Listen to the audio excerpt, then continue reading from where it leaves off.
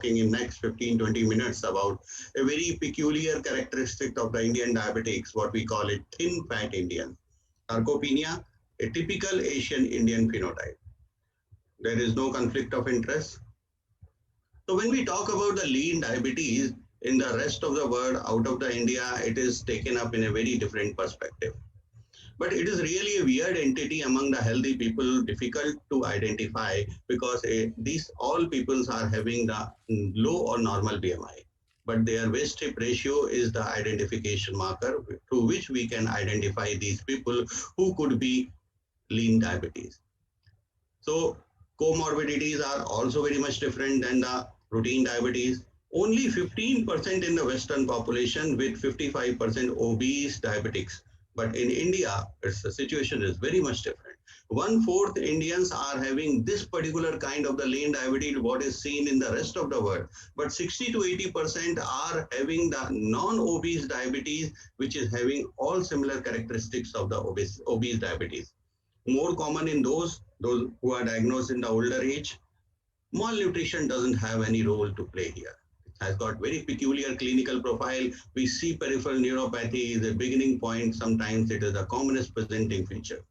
Highest prevalence of retinopathy, more reliable, they are more liable to get the infections. Fortunately, or very conspicuously, they are marked with the lower incidence of the hypertension, coronary artery disease, and nephropathy. Severe basal hyperglycemia with only slight gain or failure to gain in weight occurs with the treatment. Cause of death may be infections, nephropathy, stroke, but not coronary disease. This is the features of the lean diabetes, which is not actually found so much in India. Is there any difference in pathophysiology? Yes, there is a difference in pathophysiology. Glucokinase level in circulation remains high. Carbohydrate cycles operate very faster rate. Increased hepatic microsomal enzymes activity in leans is more. Hyperactive metabolic state in the liver is responsible for excess utilization of insulin in its first pass. Here we can see the difference between obese type 2 diabetes and non-obese type 2 diabetes, what we call as a lean diabetes. This is the size of the adipocyte, what we can see in the obese type 2 diabetes is seen, but more importantly, conspicuously, we can see that interleukin 6 hormone is higher in the obese type 2 diabetes, together with the TNF alpha and MCP1 in the increased level of the inflammatory markers. So these are the circulating inflammatory markers. These are the pro-inflammatory markers, which are found higher in the type 2 diabetes, which are the obese type diabetes. And sometimes in India, they are found in non-obese individuals also. And this interleukin 6 high level is actually had been responsible in the recent days when COVID has attacked diabetic patients and diabetic patient has got the COVID, and it has really played a bigger role in the mortality. While in the lean type of the diabetes, we see interleukin 10 more in the amount. Interleukin 10 is the anti-inflammatory marker and anti-inflammatory hormone, and which reduces the inflammation. So that's why it has got its own importance if it is high in the amount. So let's have a few words about the hormonal profile of this specific kind of the lean diabetes. Circulating level of the insulin is low in fasting and postprandial, but after the years also they do have substantial amount of the insulin. So it is different you can do with the type 1 diabetes. In type 1 diabetes also we found in the early days the insulin level is low, but as the disease progresses, this insulin level further goes down and ultimately it gets only absent. Beta cell reserve remain as good as healthy control in these lean type diabetes. Basal levels of the growth hormone have been low normal, almost unaffected by oral glucose, contradictory to the malnutrition related diabetic mellitus. It is not influenced by the malnutrition. Beta cell functions is better than obese. And insulin resistance persistently lower in the lean diabetes, but surprisingly C peptides similar, probably excessive extraction of the insulin in portal-hepatic circulation may be the reason.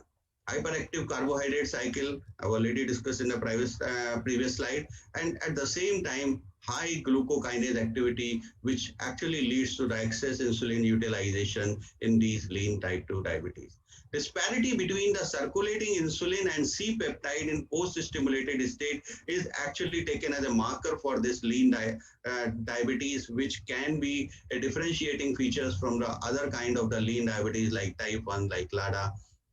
Importantly, the CV complications in lean type 2 diabetes are not so much common. Increased HDL cholesterol is one of the important reasons, even in the conditions of the uncontrolled glycemia. Increased hepatic lipase activity is seen in these lean type 2 diabetes. Good glycemic control brings down the increased level of the triglyceride. Although we see more of the patients are having the type 4 hyperlipoproteinemia, which is characterized by the high level of the triglyceride. If we really wish to differentiate this lean type 2 diabetes, we always face the difficulties while differentiating it with the type 1 and LADA. But there are certain features which can clear-cut tell us that this is the type 2 diabetes, lean type 2 diabetes, not the type 1 and LADA, like C-peptide level, BMI, obviously, I've already emphasized, islet cell antibodies, which are absent in the lean type 2 diabetes. Even when they are obese type 2 diabetes, they are 75% present. GAD antibodies, GAD 65, 74% of the lean type 2 diabetes are GAD negative. Most of the type 2 diabetes shall be having the GAD negative. And lean type 2 is variant of the type 2 diabetes and not a legacy of the late onset autoimmune beta cell destruction or type 1 diabetes. It is always to be remembered. But now come over to the, what do the Indians have? Lean diabetes. Indians lean diabetes is quite different. We are having low weight, we are having low BMI, but we are having the increased percentage of the body fat. Particularly the more metabolic active intra-abdominal fat we develop that can be assessed clinically by waist circumference.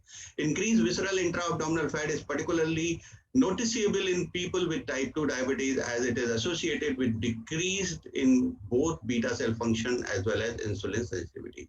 So IR with low weight, IR with low BMI, but increased percentage of the body fat. This is actually the situation. This is the picture in which we can see that obese type 2 diabetes, which we can easily recognize anywhere in the world. But this is a particularly typical Indian type 2 lean type 2 diabetes, which is having only the deposition of fat in the belly, only the deposition of the fat in the abdominal wall. The rest of the places you do not find any fat and you cannot really recognize. But at the same time, you can find the other features of the type 2 diabetes there. So what is the Asian Indian phenotype? So in this perspective, we can see that Asian Indian phenotype is a mixture of lean type 2 diabetes and obese type 2 diabetes without having the obesity. They have got the higher insulin resistance, which is similar to the obese type 2 diabetes. They have got the greater abdominal adiposity, higher waist circumference, but at the same time, characteristic dyslipidemia, which is having similarity to the high triglyceridemia is having the similarity to the low lean type 2 diabetes, while low HDL and high small dense LDL can be seen as a property of the obese type 2 diabetes.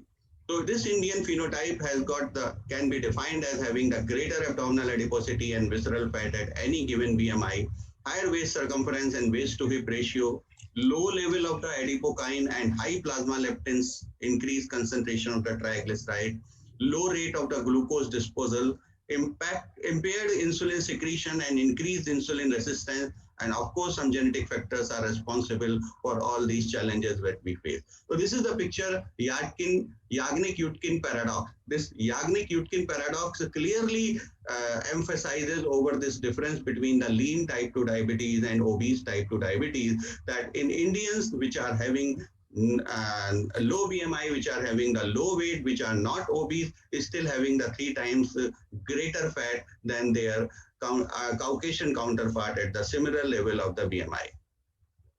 Now question arises, why does this high visceral fat and high intra-abdominal fat comes in the Indian population? Why not this comes to the other parts of the body?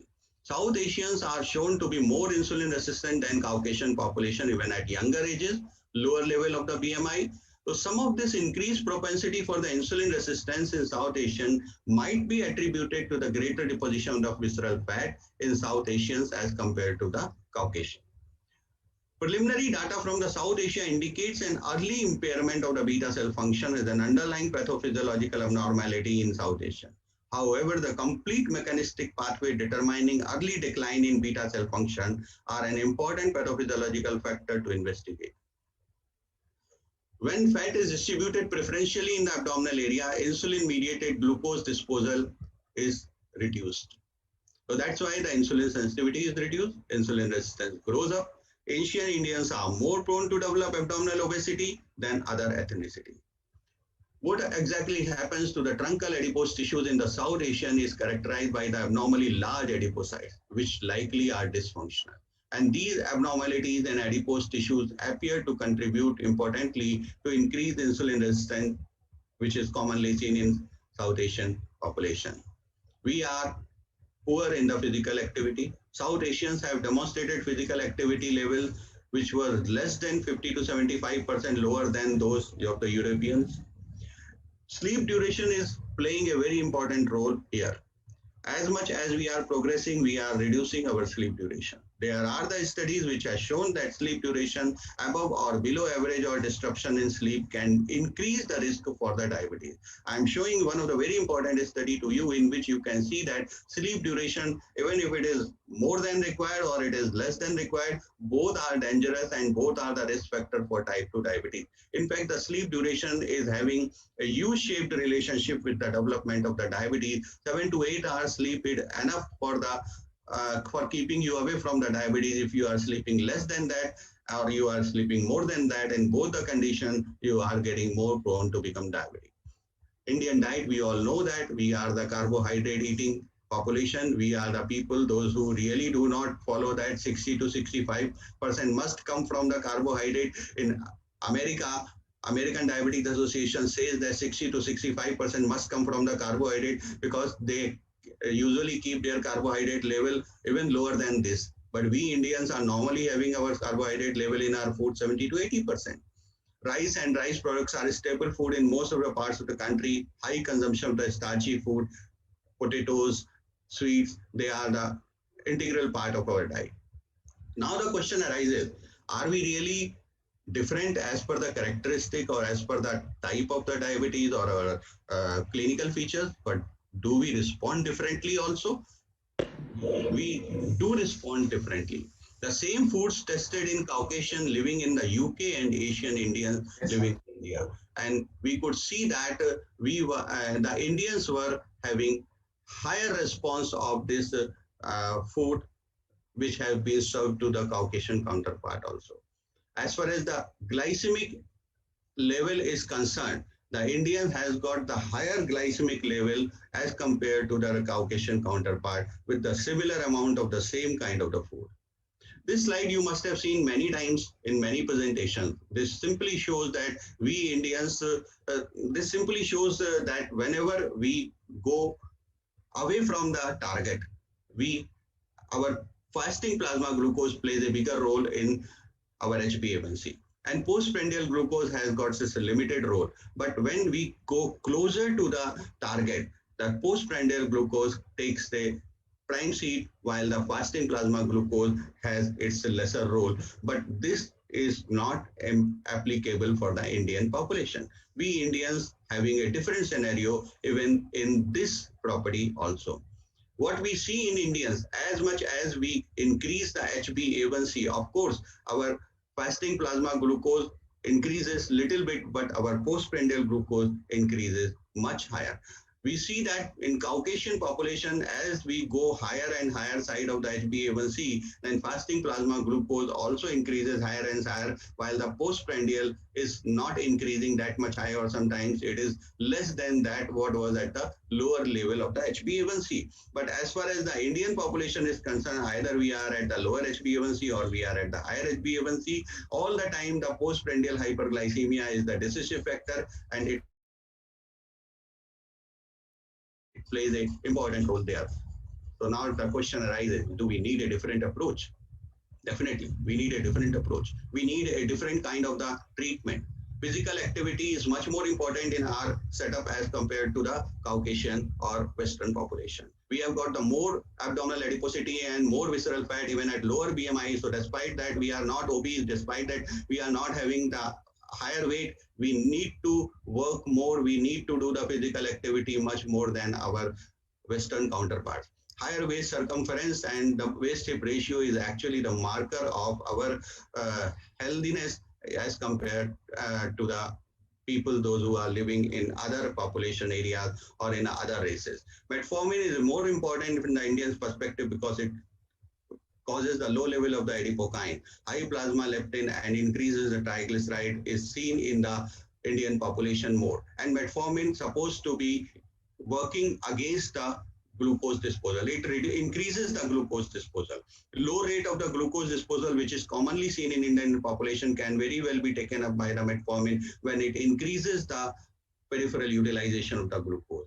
As far as the sulfonylurea is concerned, especially those sulfonylurea which has got the first phase insulin secretion are more important from the Indian perspective because they are having a action on the postprandial hyperglycemia also. For this reason, only the DPP-4 inhibitor have been found more effective as compared to the Western population. In Indian population, DPP-4 inhibitor found to be achieving the lower HbA1c as compared to their Western counterpart. Alpha glucosidase inhibitors are more popular in the countries, in the Asian countries, especially in the India, because we Indians are the more consuming carbohydrate at the same time, it gives us very good results in the postprandial correction. So that's why our priorities are different, our needs are different. So that's why our treatment protocol should also be different.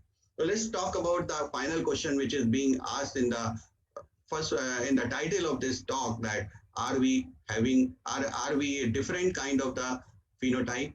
In India, type 2 diabetes is now occurring 1 decade earlier, despite being predominantly being insulin resistant. Weight gain is not reflected. Intra-abdominal fat increases with age, so older patients are more metabolically obese despite low BMI. Benefits of being lean type 2 diabetes like HDL cholesterol, low occurrence of the coronary artery disease are not with Indians. So we are having the lean type 2 diabetes, but that lean type 2 diabetes is absolutely different, which is found in the rest of the world.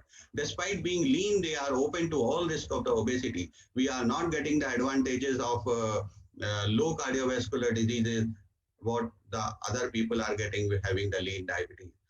Waist hip ratio seems to be the better predictor of the diabesity than BMI in Indian setup or especially in the Asian Indian phenotype, but it is really very much difficult to standardize it. Thank you very much for your kind listening.